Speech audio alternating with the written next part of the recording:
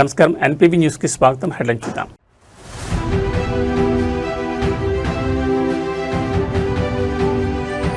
Veligonda project పనులను క్షేత్రస్థాయిలో పరిశీలించిన సీఎం చంద్రబాబు.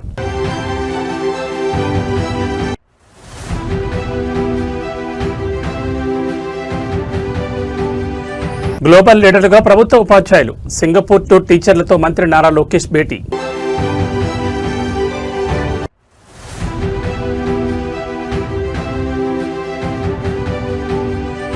మూసీ ప్రాజెక్టుపై సీఎం రేవంత్ రెడ్డి ఉన్నత స్థాయి సమీక్ష. తొలి దశ పనులపై కీలక ఆదేశాలు.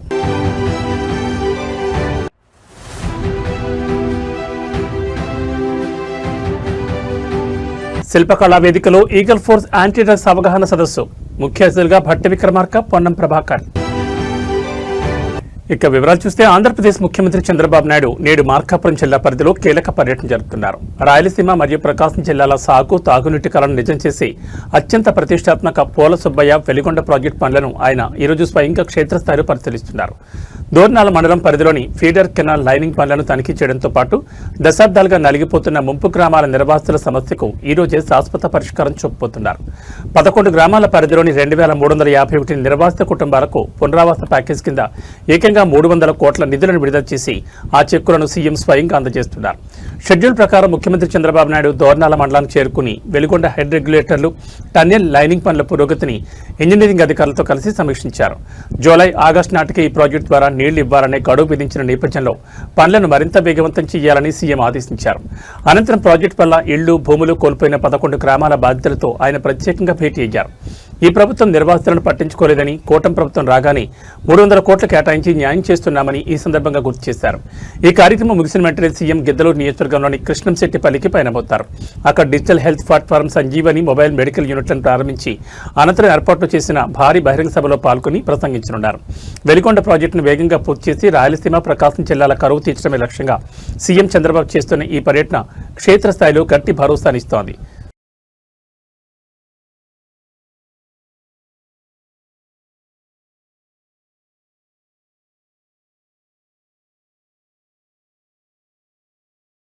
ఆంధ్రప్రదేశ్ ప్రభుత్వ పాఠశాలలో విద్యా ప్రమాణాలను అంతర్జాతీయ స్థాయికి తీసుకెళ్లేందుకు కూటమి ప్రభుత్వం శరవేగంగా అడుగులు వేస్తోంది. రాష్ట్ర విద్యా, ఐటీ శాఖల మంత్రి నారా లోకేష్ ఇటీవలే సింగపూర్లో అంతర్జాతీయ విద్యా విధానాలపై ప్రత్యేక స్టడీ టూర్ పూర్తి చేసుకుని వచ్చిన ఉత్తమ ఉపాధ్యాయులతో అమరావతిలో ముఖాముఖి సమావేశం నిర్వహించారు.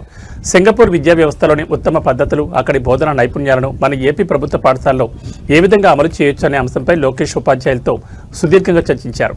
ఉపాధ్యాయులు కేవలం బోధనకే పరిమితం కాకుండా విద్యార్థుల భవిష్యత్తును మార్చే గ్లోబల్ చేంజ్ మేకర్స్ ముందుని నడిపించాలని ఈ సందర్భంగా మంత్రి పిలుపునిచ్చారు.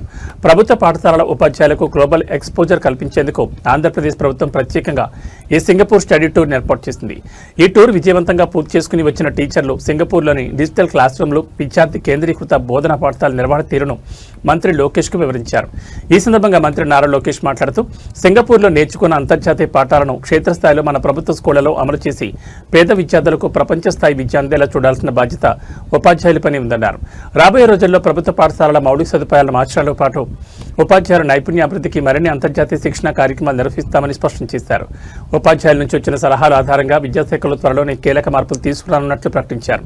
కార్పొరేట్ పాఠశాలకు ఏమాత్రం తీసిపోని విధంగా ప్రభుత్వ పాఠశాలను తీర్చిదిద్దేందుకు విద్యాశాఖ మంత్రి నారా లోకేష్ తీసుకుంటున్న ఈ వినూత్న నిర్ణయాలు క్షేత్రస్థాయిలో ఎలాంటి మార్పులు తెస్తాయో చూడాలి.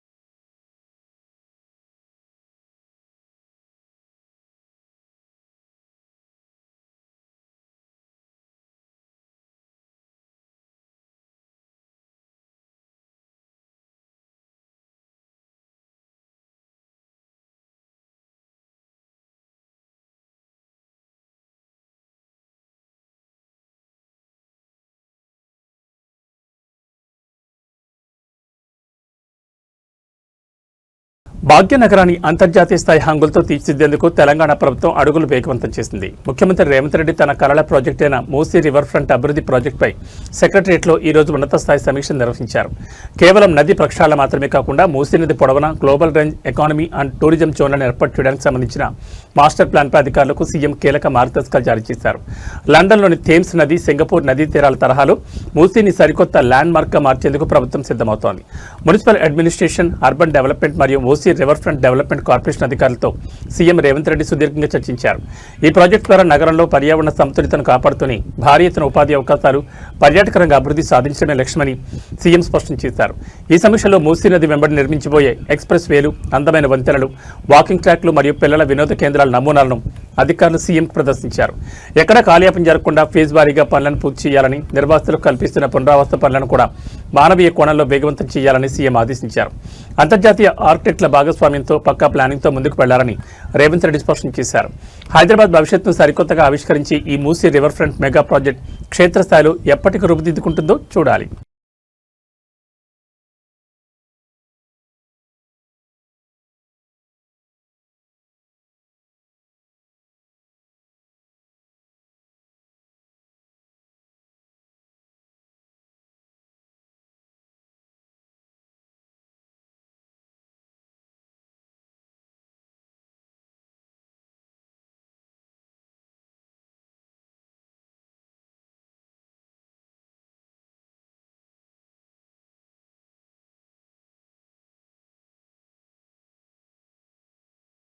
మత్తు మహమ్మారిని తెలంగాణ సమాజం నుంచి పూర్తిగా తుడిచిపెట్టేందుకు అటు ప్రభుత్వం, ఇటు సినీ రంగం ఒకే వేదికపై చేతులు కలిపాయి.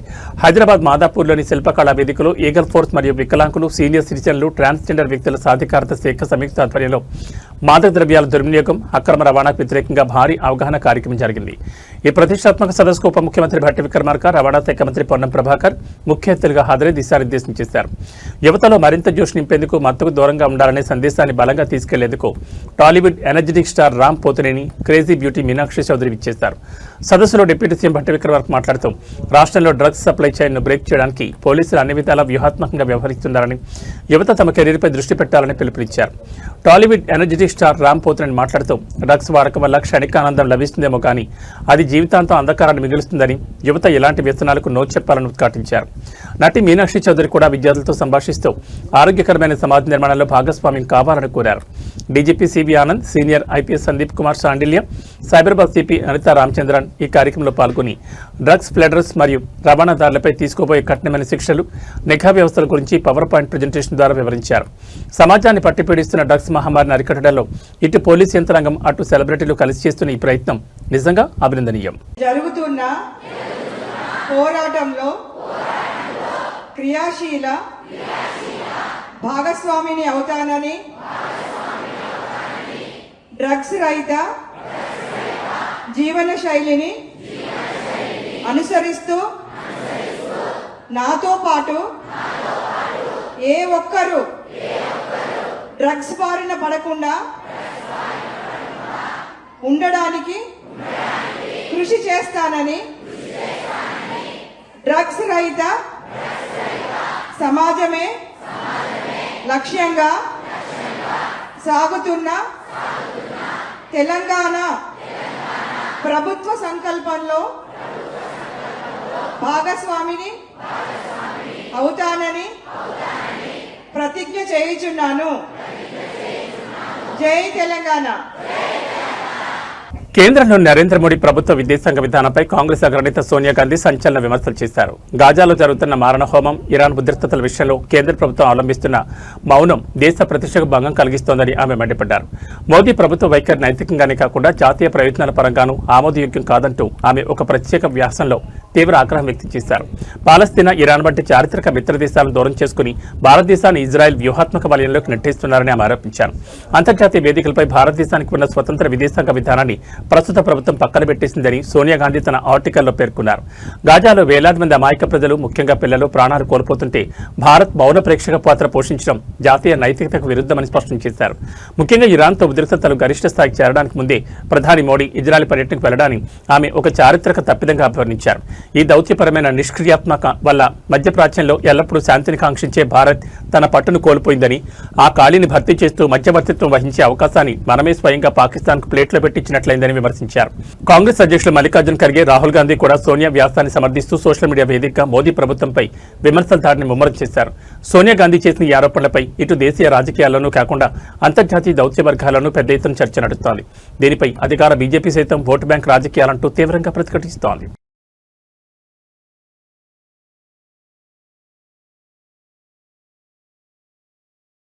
ఆంధ్రప్రదేశ్ రాజకీయాల్లో దేవుడి సెంటిమెంట్ అడ్డం పెట్టుకుని మైనింగ్ భూదందాలు, అక్రమ వసూళ్లకు పాల్పడుతున్నారంటూ జగ్గంపేట నియోజకవర్గంలో భారీ పొలిటికల్ వార్ మొదలైంది. టీడీపీ సీనియర్ నేత, ఎమ్మెల్యే మరియు తిరుమల తిరుపతి దేవస్థానం బోర్డు మెంబర్ జ్యోతుల్ నెహ్రూను టార్గెట్ చేస్తూ ఇండిపెండెంట్ ఎమ్మెల్యే అభ్యర్థి పాటంశెట్టి సూర్యచంద్ర సంచలన ఆరోపణలు చేశారు. దేవుడి పేరు చెప్పి ప్రజలను, వ్యాపారాలను దోచుకుంటారా అంటూ ప్రెస్ మీట్ వేదికగా సూర్యచంద్ర ప్రశ్నించడం జిల్లా వ్యాప్తంగా తీవ్ర కలకలం రేపింది. పవిత్రమైన టీటీడీ బోర్డులో సభ్యుడిగా కొనసాగే అర్హత జ్యోతుల్ నెహ్రూకు లేదంటూ ఆయన చేసిన వ్యాఖ్యలు ఇప్పుడు సోషల్ మీడియాలో వైరల్గా మారాయి. జగ్గంపేట నియోజకవర్గ పరిధిలో స్థానిక ఎమ్మెల్యే, అధికార పార్టీ నేత జ్యోతుల్ నెహ్రూ ఒంటెద్దు పోకలకు పోతున్నారని, దేవుడి కార్యక్రమాలు మరియు ఆధ్యాత్మిక ముసుగులో తెర వెనుక భారీ వసూళ్ల పర్వానికి తెరలిపారని పాటంశెట్టి సూర్యచంద్ర ఆరోపించారు. ప్రెస్ మీట్లో సూర్యచంద్ర మాట్లాడుతూ నియోజకవర్గంలో సామాన్యులు, వ్యాపారులు బతికే పరిస్థితి లేకుండా పోయిందని, దేవుడి పేరుతో ఫండ్స్ వసూలు చేస్తూ వాటిని వ్యక్తిగత రాజకీయ లబ్ధి కోసం వాడుకుంటున్నారని మండిపడ్డారు. అత్యంత పవిత్రమైన టీటీడీ బోర్డు సభ్యుడిగా ఉంటూ ఇలాంటి అక్రమాలకు పాల్పడడం భక్తుల మనోభావాలను దెబ్బతీయడమే అన్నారు. ఈ అక్రమ వసూళ్ల వ్యవహారాలపై గవర్నర్కు మరియు టీటీడీ చైర్మన్కు ఆధారాలతో సహా ఫిర్యాదు చేయబోతున్నట్లు సూర్యచంద్ర హెచ్చరించారు. దీంతో జగ్గంపేటలో ఒక్కసారిగా రాజకీయం అల్వాల్ డెమోలిషన్ తరహాలోని హీటెక్కింది. స్వతంత్ర అభ్యర్థి పాటంశెట్టి సూర్యచంద్ర చేసిన ఈ తీవ్రమైన ఆరోపణలపై ఎమ్మెల్యే జ్యోతుల్ నెహ్రూ లేదా ఆయన అనుచర వర్గం ఏ విధంగా కౌంటర్ ఇస్తుందో చూడాలి. జ్యోతుల్ నెహ్రూ గారు, మీరు మళ్ళీ తిరుపతి దేవస్థానానికి బోర్డు మెంబరా? చిచ్చి సిగ్గు లేదు. దేవుడి పేరు మీద అక్కడ డబ్బులు వసూలు చేస్తా ఉన్నారు మీరు మీ కార్యకర్తలతో. టోల్గేట్ నుంచి వెళ్లకుండా ఇలాగ అక్రమ వసూలు టోల్గేట్ దగ్గర నుంచి. దేవుడి పేరు మీద డబ్బులు వసూలు ఏంటండి? చిరాగ్గా, అసహ్యంగా. చిచ్చి ఎంత పాపం. మీరు దేవస్థానం బోర్డు సభ్యులు, అవసరమైతే 40-50 లక్షలు తిరుపతి దేవస్థానానికి మీరు గ్రాంట్ తేలేరా? మీకు కూడా తిరిగే నాయకుడు కావచ్చు ఆ ఊరికి మీరు తిరుపతి దేవస్థానం నుంచి మీరు నిధులు తెచ్చివ్వండి, లేకపోతే చందాలు వసూలు చేయండి, మేమందరం ఇస్తాం. దేవుడి పేరు మీద రసీదు ఇచ్చి ఆ రసీదు ఎంతవరకు వెళ్తుంది? అన్ని జిల్లాలు తిరుగుతుంది కదా ఈ లారీలు. జ్యోతుల్ నెహ్రూ గారి నియోజకవర్గంలో జ్యోతుల్ నెహ్రూ గారి ఆధ్వర్యంలో మనకు రసీదు ఇచ్చారు అబ్బాయి, 1000 రూపాయలకి 900కి అక్కడ బలి వసూలు చేస్తున్నారు దేవుడి పేరు మీద అని చెప్పేసి. మన నియోజకవర్గం పేరు, మీ పేరు ఎంత చెడ్డగా రాష్ట్రం అంతా వెళ్తుందండి ఈ తప్పుడు రసీదుల వల్ల. నెహ్రూ గారు, ఇదా మీ యొక్క దైవభక్తి? మా టోల్గేట్ దగ్గర ప్రతిరోజు సాయంత్రం ఎస్ఐ గారు అవ్వచ్చు, సిఐ గారు అవ్వచ్చు, అక్కడ వాహనాలు తనిఖీ చేస్తారండి. బళ్ళుకి రికార్డులు ఉన్నాయా లేవా, డ్రంక్ అండ్ డ్రైవ్ టెస్టింగ్ కానీ, ప్రతి వాహనాన్ని ఆపి నోట్లో గొట్టం పెడతారు. వెంటనే టెస్ట్ చేసి 10,000 రూపాయలు ఫైన్ కోర్టుకి వెళ్ళి కట్టేయమంటారు. ఇంచుమించు ప్రతిరోజు డ్రంక్ అండ్ డ్రైవ్ కేసులు అవ్వచ్చు, లైసెన్స్లు రికార్డులు లేని వాటి మీద ఇంచుమించు చాలా కేసులు కడతారు. ఎక్కడంటే మన కృష్ణవరం టోల్గేట్ దగ్గర. మద్యం అమ్మేది వాళ్ళే, మళ్ళీ నోట్లో గొట్టం పెట్టి 10,000 రూపాయలు ఫైన్ వేసేది గవర్నమెంట్. అంటే మేము తప్పంటలేదు, ఎందుకంటే ఆ రకమైన చేయకపోతే వాళ్ళు ఎక్కడో ఇక్కడికి వెళ్ళి ఎవరికి వెళ్ళి గుద్దొచ్చు, ఎవరన్నా చనిపోవచ్చు. ఆంధ్రప్రదేశ్ రాజకీయాల్లో ఇప్పుడు హాట్ టాపిక్ గా ఉండే అనంతపురం జిల్లా తాడిపత్రి పాలిటిక్స్ మరోసారి ఒక్కసారిగా హీట్ ఎక్కాయి. జేసీ బ్రదర్స్ శైలికి అద్దం పట్టేలా జేసీ ప్రభాకర్ రెడ్డి తన కార్యకర్తలతో జరిగిన అంతర్గత సమావేశంలో అత్యంత సంచలన మరియు పవర్ఫుల్ వ్యాఖ్యలు చేశారు. ఏ ఊళ్ళో అయినా సరే వైసీపీ కార్యకర్తలు ఉంటే వాళ్ళకి మనమైంటూ చూపిద్దాం, కార్యకర్తలందరూ యుద్ధానికి రెడీగా ఉండండి అంటూ ఆయన ఇచ్చిన పిలుపు ఇప్పుడు రాయలసీమ రాజకీయ వర్గాల్లో పెనుదుమారం రేపుతోంది. కూటమి ప్రభుత్వ అధికారంలో ఉన్న వేళ క్షేత్రస్థాయిలో వైసీపీని పూర్తిగా అణచివేసేలా జేసీ చేసిన ఈ కామెంట్స్ సోషల్ మీడియాలో విపరీతంగా వైరల్ అవుతున్నాయి. తాడిపత్రి నియోజకవర్గ పరిధిలోని గ్రామాల్లో పార్టీ ఉనికి మరియు స్థానిక పరిణామాలపై సమీక్షించేందుకు జేసీ ప్రభాకర్ రెడ్డి ముఖ్య అనుచరులతో సమావేశమయ్యారు. గత 5 ఏళ్ల కాలంలో వైసీపీ నేతలు తమ కార్యకర్తలను తీవ్రంగా ఇబ్బంది పెట్టారని, ఇప్పుడు కాలం మారిందని అని గుర్తు చేశారు. ఈ క్రమంలోనే క్యాడర్లో ఉత్సాహం నింపేందుకు ఏ ఊళ్ళో అయినా వైసీపీ వాళ్ళు తోక జాడిస్తే లేదా మనల్ని తక్కువ అంచనా వేస్తే వాళ్లకు మనం పవర్ ఏంటో చూపించడానికి ప్రతి ఒక్క కార్యకర్త సిద్ధంగా ఉండాలని గట్టిగా ఆదేశించారు. ఏ క్షణంలో పిలుపునిచ్చినా ఓళ్లలో తిరగబడడానికి క్యాడర్ అలర్ట్గా ఉండాలన్నారు. జేసీ ప్రభాకర్ చేసిన ఈ ఓపెన్ ఛాలెంజ్ వ్యాఖ్యలపై వైసీపీ శ్రేణులు తీవ్ర అభ్యంతరం వ్యక్తం చేస్తున్నాయి. అధికార బలంతో గ్రామాల్లో ఘర్షణ వాతావరణం సృష్టించడానికి జేసీ ప్రయత్నిస్తున్నారని, శాంతి భద్రతలకు విఘాతం కలిగిస్తే ఊరుకునేది లేదని వైసీపీ నేతలు కౌంటర్ ఇస్తున్నారు. తాడిపత్రిలో జేసీ ప్రభాకర్ చేసిన ఈ ఘాటు వ్యాఖ్యలు క్షేత్రస్థాయిలో ఎలాంటి రాజకీయ ప్రకంపనలు సృష్టిస్తాయో, పోలీసులు ఈ వ్యవహారాన్ని ఎలా హ్యాండిల్ చేస్తారో చూడాలి. ఒక పెద్ద మీటింగ్ పెట్టి యా ఊర్లోనే సరే వైఎస్ఆర్ కార్యకర్తలు ఎట్లా మనం 3 ఏళ్ల కింద తింటాం, ముందే చూపిస్తాం. రెడీగా అంటే కార్యకర్తలారా, నాయకులతో అవసరం లేదు. నాయకులు ఎప్పుడు పైన ఉంటారు. మనకేమైనా కష్టం వస్తే వాళ్ళు చేసేవాళ్ళే. ఏదో ప్రెసిడెంట్ అంట, సెక్రటరీలు అంట, వీరంతా ఉన్నారు. వాళ్ళందరూ చేసేది ఎవరు కాదు. మన రక్తం ఓడ్చేయి, చెమట ఓడ్చేయి, వాళ్ళను రాజకీయంగా పైకి తెచ్చినాం. కానీ మనల్ని కొడతాం చేస్తామంటే ఎందుకు ఊరుకుంటారా? వాళ్ళు కావాలంటే ఉన్ని ఆర్ఎన్బి గెస్ట్ హౌస్ ఉంటారో, వాళ్ళ ఇళ్ళలో ఉంటారో, చల్లగున్ని మనమే వద్దు. నేనైతే చెప్తానా, వెంకట్రామ్ మొదలు పెట్టు. నేను ఒకటే అడిగినా, అయ్యా వాడు ఫ్రాక్షనిస్ట్ రాని. భాగ్యనగరంలో ఆక్రమణదారుల గుండెల్లో సింహస్వప్నంగా మారిన హైడ్రా మరోసారి శనివారం వీకెండ్ కూల్చివేతలతో విరుచుకుపడింది. నగర పరిధిలోని అల్వాల్లో తెల్లవారుజాము నుంచే హైడ్రా బలగాలు భారీ యాక్షన్ ప్లాన్ అమలు చేస్తున్నాయి. అల్వాల్లోని కీలకమైన సర్వే నెంబర్ 1లో నిర్మించిన అక్రమ కట్టడాలను, చెరువు లేదా ప్రభుత్వ భూమి పరిధిలోకి వచ్చే నిర్మాణాలను హైడ్రా అధికారులు కూల్చివేస్తున్నారు. బాధితుల నుంచి లేదా ఆక్రమణదారుల నుంచి ఎలాంటి ప్రతిఘటన ఎదురవ్వకుండా ఉండేందుకు భారీ పోలీస్ బందోబస్తుతో పాటు జీహెచ్ఎంసీ డిజాస్టర్ రెస్పాన్స్ ఫోర్స్ బలగాలను క్షేత్రస్థాయిలో మోహరించారు. గత కొన్ని రోజులుగా సైలెంట్ గా ఉన్న హైడ్రా వీకెండ్ రాగానే మళ్లీ తన బుల్డోజర్లకు పనిచెప్పింది.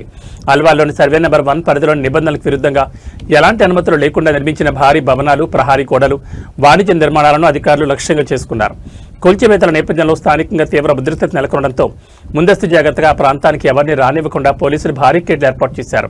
ప్రభుత్వ నిబంధనలు ఉల్లంఘించి ప్రభుత్వ భూములను ఆక్రమిస్తే ఎంతటి వారినైనా వదిలే ప్రసక్తే లేదని ముఖ్యమంత్రి రేవంత్ రెడ్డి హైడ్రా చీఫ్ ఇచ్చిన ఆదేశాల మేరకే ఈ ఆపరేషన్ జరుగుతోంది. డీఆర్ఎఫ్ సిబ్బంది గ్యాస్ కట్టర్లు, భారీ యంత్రాలతో కాంక్రీట్ పిల్లర్లను సైతం నేలమట్టం చేస్తున్నారు. అల్వాల్ సర్వే నెంబర్ 1లో ప్రారంభమైన ఈ హైడ్రా వీకెండ్ డ్రైవ్ సాయంత్రం వరకు కొనసాగే అవకాశం ఉందని తెలుస్తోంది.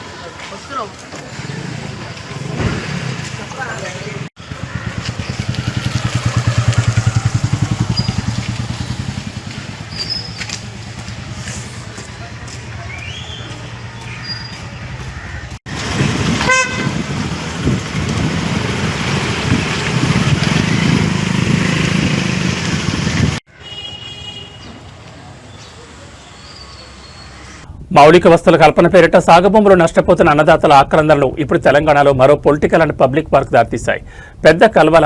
పెద్ద బొంకూరు మరియు చిన్న కల్వల గ్రామాల పరిధిలో ప్రతిపాదిత బైపాస్ రోడ్డు నిర్మాణం కారణంగా వందలాది మంది రైతులు తీవ్ర ఆందోళనకు గురవుతున్నారు. తమ జీవనాధారమైన పచ్చని పొలాలను రోడ్డు నిర్మాణానికి బలపరచవద్దని బాధితులు రోడ్డెక్కారు. ఈ నేపథ్యంలో ప్రధాన ప్రతిపక్షం బీఆర్ఎస్ పార్టీ క్షేత్రస్థాయిలో రైతులకు అండగా నిలిచింది.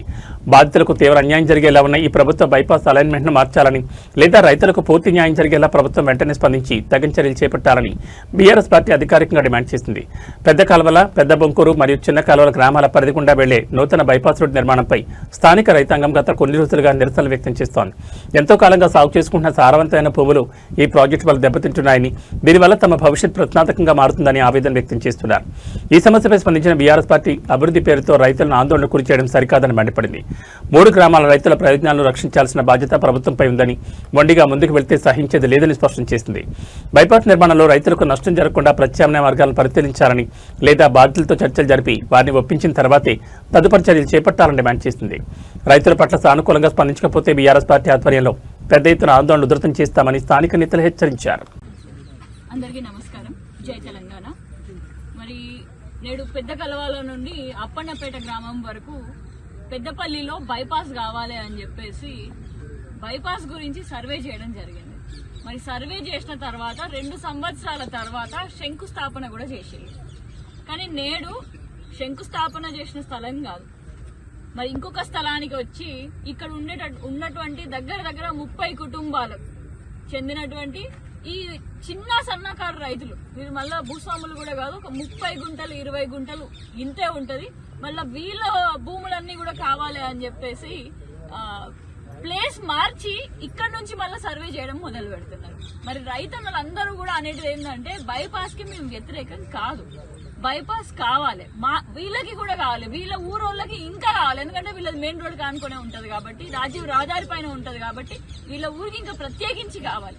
బైపాస్ ని అడ్డుకోవట్లేదు, కానీ ఏ డెవలప్మెంట్ యాక్టివిటీస్ చేయాలన్నా కూడా ముందుగా ప్రభుత్వం సర్వేలు చేయాలి. మళ్ళీ సర్వేలు చేసేటప్పుడు ముందుగా రైతన్నలు వీళ్ళు సుముఖంగా ఉన్నారా లేరా అనేటిది కూడా ప్రథమంగా దాంట్లో సూచించడం జరగాలి. మరి ఆ సర్వే, అలాంటి సర్వే ఇక్కడ ఉన్నటువంటి ఏ రైతుని కూడా అడగకుండా, మరి ఈ తోవ మేము ఇవ్వము అని అన్నా కూడా ఇదే బలవంతంగా ఇదే తోవ నుంచి కావాలి అన్నట్టుగా వ్యవహరిస్తున్నారు. కానీ మరి ఈ తోవ కాకుండా ఇంకా కొన్ని తోవలు ఉన్నాయి, ఇంకా కొన్ని మార్గాలు ఉన్నాయి ఎక్కడి నుంచి అయితే బైపాస్ వేయగలుగుతారు. మరి ఆ మార్గాలలో మీరు సర్వేలు చేయండి. ఆ మార్గంలో కూడా ఈ రైతులకే కొంతమందికి భూములు ఉన్నాయి, అక్కడ ఆ భూములు ఇవ్వడానికి సిద్ధంగా ఉన్నాము అని చెప్పేసి ఈ రైతన్నలే చెప్తున్నారు. కానీ నేడు అలాంటి సిద్ధంగా ఉన్నటువంటి భూములు అక్కడ మాత్రం సర్వేలు మాత్రం చేయడం జరగట్లేదు. మరి వెంటనే ఈ ప్రభుత్వాన్ని కోరుకునేది ఏంటంటే రైతన్న పొట్టని మాత్రం కొట్టకండి. మీరు ఈ భూమి నుంచి తీసుకునే వేరే భూములు అయితే మీరు బ్రిడ్జ్ చేయాలి అని అనుకుంటారు, అక్కడికే మీరు 82 కోట్ల రూపాయలు ఈ బైపాస్ కి కేటాయించడం జరిగింది. ఇంకో కొంచెం పైసలు ఎక్కువైతే ఏమైతుంది, ఇంకా కొంచెం పైసలు బ్రిడ్జ్ చేయడానికి పైసలు ఎక్కువైతే ఏమైతుంది. నేడు కడుపు కొట్టని కొడితే, రైతన్న కడుపు కొట్టని కొడితే నేడు మాడేటి వీళ్ళే కాదు, తెలంగాణ రాష్ట్రంలో ఉండేటోళ్ళ పొట్టలు మాడిపోతాయి. మరి నేడు రైతన్నలకి సుముఖంగా ఉంటూ మరి వీరికి కావాల్సిన విధంగా, మరి ఏ విధంగానైతే మన ప్రభుత్వంలో ఉండే వాళ్ళు కూడా సూచించుతారో, నిపుణులు సూచించుతారో ఆ తరహాలో నడుచుకుంటూ వీరందరికీ కూడా న్యాయం జరిగే విధంగా ఈ పెద్దపల్లిలో బైపాస్ రోడ్డును తీసుకొని రావాలి. అంతేగాని మీరు అధికారంలో తిరుమల పుణ్యక్షేత్రంలో ప్రముఖ సినీ నటి కీర్తి సురేష్ సందడి చేశారు. కలియుగ వైకుంఠనాథుడైన శ్రీ వెంకటేశ్వర స్వామివారిని ఆమె ఈ రోజు తెల్లవారుజాము దర్శించుకున్నారు. సంప్రదాయ లంగాబోని చీరకట్లో ఎంతో పద్ధతిగా వచ్చిన కీర్తి సురేష్ వీఐపీ విరామదర్శన సమయంలో స్వామివారి మూల విరాట్ను దర్శించుకుని ప్రత్యేక పూజా కార్యక్రమంలో పాల్గొన్నారు. మహానటి తిరుమలకు వచ్చారన్న విషయం తెలుసుకున్న అభిమానులు, సామాన్య భక్తులు ఆమెను ఒక్కసారిగా చూసేందుకు, సెల్ఫీలు తీసుకునేందుకు పెద్ద ఎత్తున ఆలయ పరిసరాల్లో గుమిగూడారు.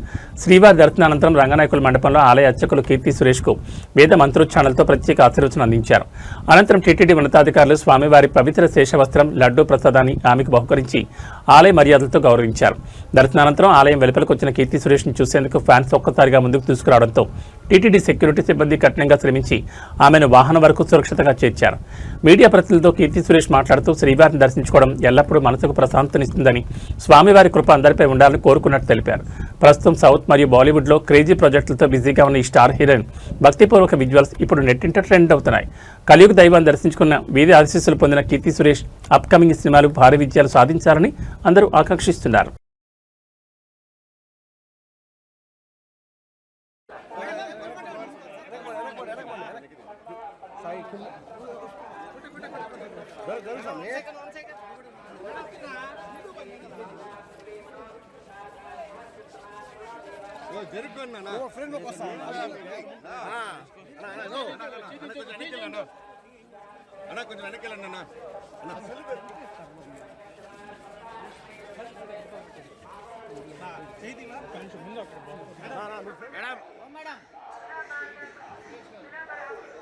పచ్చడి ప్రియులకు మరో షాకింగ్ న్యూస్. హైదరాబాద్ బులియన్ మార్కెట్లో బంగారం ధరలు మరోసారి భారీగా పెరిగాయి. అంతర్జాతీయ మార్కెట్ ప్రభావంతో స్థానికంగా పచ్చడి రేట్లు మళ్లీ శరవేగంగా పుంజుకుంటున్నాయి.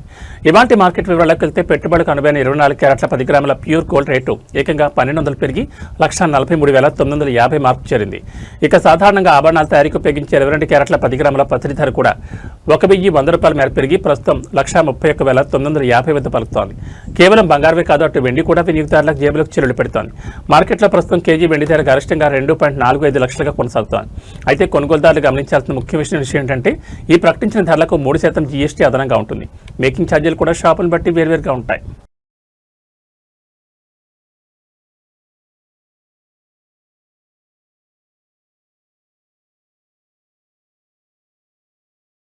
తెలుగు రాష్ట్రాల్లో వాతావరణ మార్పులు ఒక్కసారిగా వణికిస్తున్నాయి. అటు హైదరాబాద్ మహానగరంతో పాటు ఇటు ఆంధ్రప్రదేశ్లోని పలు కోస్తా, రాయలసీమ జిల్లాలో ఏకకాలంలో ఆకాశానికి చిల్లిపడిందా అన్నట్లు భారీ వర్షాలు కురుస్తున్నాయి. భాగ్యనగరంలోని మియాపూర్ పరిసర ప్రాంతాల్లో ప్రస్తుతం పగటిపూట చీకట్లు కమ్ముకుని కొండపోత వాన దంచుకొడుతోంది.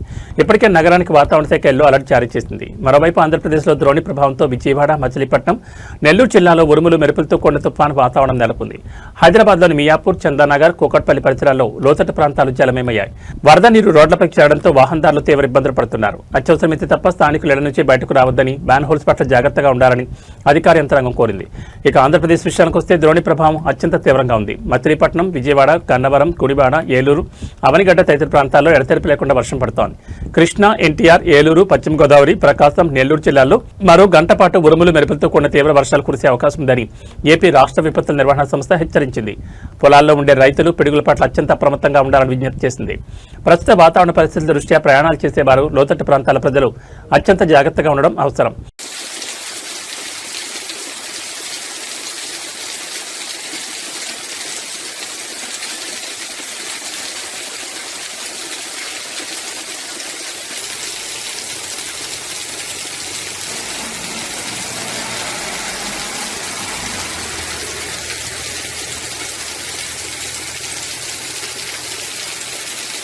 ఏబీ బులెటిన్ విశేషాలు. నమస్కారం.